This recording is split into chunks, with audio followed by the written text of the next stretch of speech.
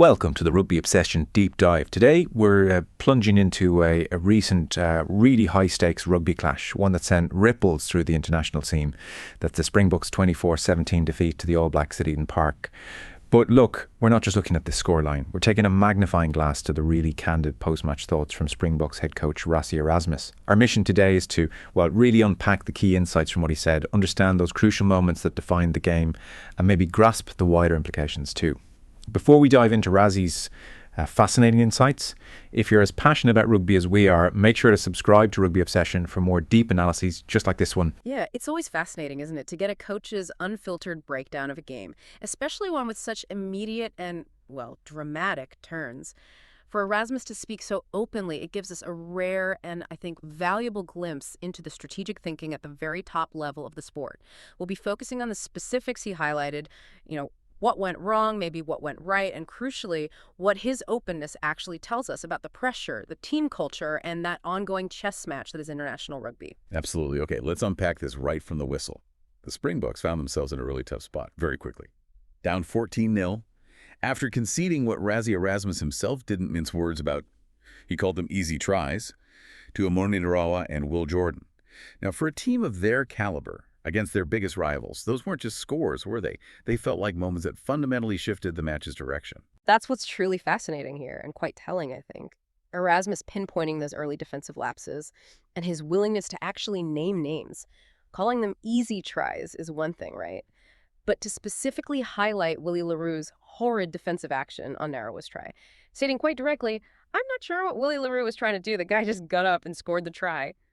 I mean, that's incredibly rare in top-tier rugby. You have to wonder, is this just reviewing the game? Or is it a strategic message in itself, about the pressure maybe, or a clear signal to the squad about accountability? And then there was Malcolm Marx missing that tackle on Jordan for the second score. A seemingly simple move off the lineout that, you'd expect them to handle. Erasmus really emphasized how being 14 points down and chasing your own tail, how difficult that made it to overcome that almost mythic All Blacks record at Eden Park, 50 games unbeaten. So it raises that important question for any team in high-stakes rugby. Against an opponent with that kind of home record, how much does an early significant deficit truly dictate the outcome? What's your gut feeling? Is it almost game over then, or do you always think a comeback's on the cards? Oh, that's a million-dollar question, isn't it? My gut feeling. Well, against that All Blacks team, with that home record, down 14-0 so early, you're not just playing the opposition anymore. You're fighting history, momentum, and a huge psychological battle. I think it almost dictates the outcome, at least in terms of how you then have to adapt your game. You're probably forced into taking more risks than you'd like. It pushes you into a reactive state right from the start. And for Erasmus to openly criticize specific players on that, wow. It just speaks volumes about the absolute need for precision, for flawless execution in those opening minutes, especially against a team that just thrives on exploiting the slightest hesitation. It's a statement, isn't it? Not just to those players, but to the whole squad. Every single action counts. It must be incredibly tough to turn that tide once it starts flowing against you like that. You've really hit on a critical point there about the psychology. When you concede early, and in such, quotes, easy fashion, you're not playing your game plan anymore. You're reacting. You're scrambling. And against a team like the All Blacks, who are absolute masters at capitalizing on pressure and exploiting any opportunity, that's a dangerous place to be. Almost unwinnable sometimes. The contrast between this, public accountability and the more traditional keep it in the changing room approach many coaches take is really stark. It shows Erasmus is willing to draw a very clear line. These were fundamental errors, not just bad luck, and the team needs to face them head on. Yeah, absolutely. But despite that challenging start, Erasmus did manage to find some positives, particularly with the impact of his replacements.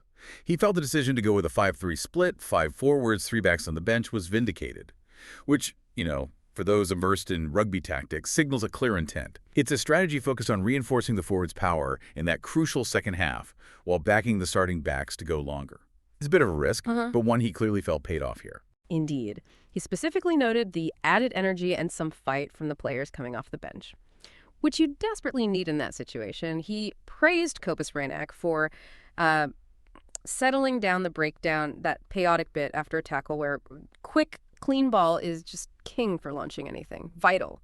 Sacha Feinberg-Mangamazulu was highlighted for being really electric with the ball, bringing a much-needed spark, creating chances.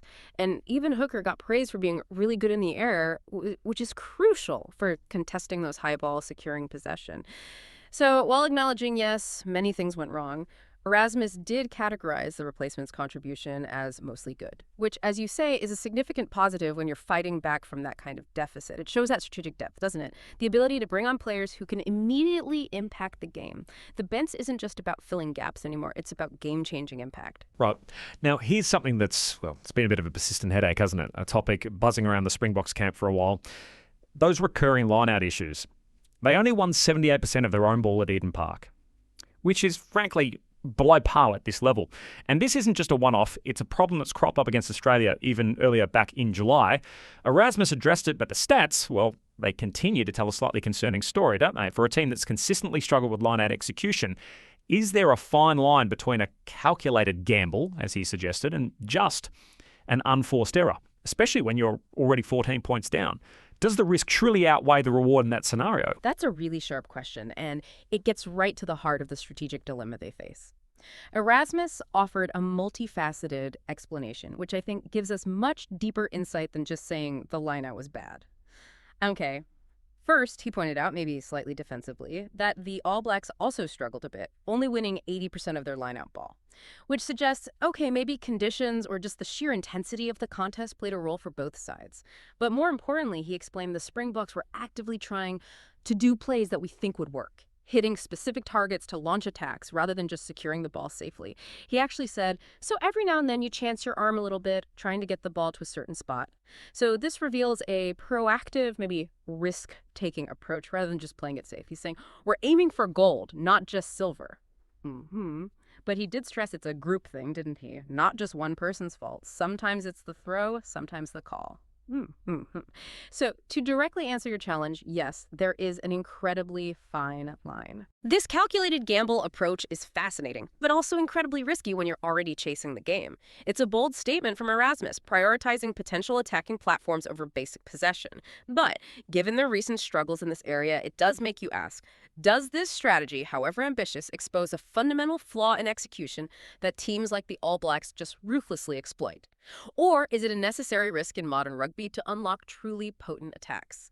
It's that balance every top coach is constantly grappling with. That nuanced why is exactly what we aim for here on Rugby Obsession. It's not just about the numbers, it's about the strategic choices being made under immense pressure. And, well, the courage perhaps to take those calculated risks. Makes you wonder how many hours they spend on the training pitch trying to perfect these complex calls and throws. And look, if you find value in these kinds of discussions, exploring the deeper layers of the game, please do take a moment to subscribe to Rugby Obsession wherever you get your podcasts. That way you won't miss any future deep dives. Yeah, and zooming out for just a moment, the source material also hints at the broader context, the bigger picture surrounding this game. This wasn't just another match, was it? It was a significant event that really highlighted the All Blacks' frankly mind-blowing Eden Park record, stretching all the way back to 1994. That stadium is a fortress. Few teams ever win there, and that psychological weight, it definitely plays a huge role. Any team playing there, you're not just facing 15 guys in black jerseys, you're facing decades of dominance. And then on the flip side, the Springboks, after this defeat, continue to fall down the rankings, which just adds another layer of pressure, more analysis. So this single match, it really fits into a much larger conversation, doesn't it? About coaching philosophies, team evolution, those ongoing intense rivalries in international rugby. Every game is like a chapter in this long unfolding story. And Erasmus's candid comments give us invaluable insight into one particularly challenging chapter for the Springboks. It's about more than just one result. It's about the strategic adjustments, the mental toughness, and the long-term vision for both of these massive rugby nations. So what does this all mean for you listening in? We've delved into Rassie Erasmus's specific frustrations, his strategic insights from a really high-stakes game. We've explored his remarkable candor about those early defensive slips, the strategic gamble with the bench, and that ongoing line-out dilemma. It's clear that even at the very elite level, rugby is a game of incredibly fine margins. Early errors can be so costly, but also strategic substitutions can bring new life to a match, and that balance between basic execution and ambitious attacking plays is constantly being debated. So what did you notice in that match? What are your thoughts on Erasmus's very frank take on Willie Roux' defence, for instance, or his explanation for the persistent line-out issues? Do you buy the calculated risk argument, or do you think they just need to prioritise securing the ball first, especially when under pressure? We genuinely love to hear your comments and opinions as we keep exploring the depths of this incredible sport and the fascinating insights from its top minds.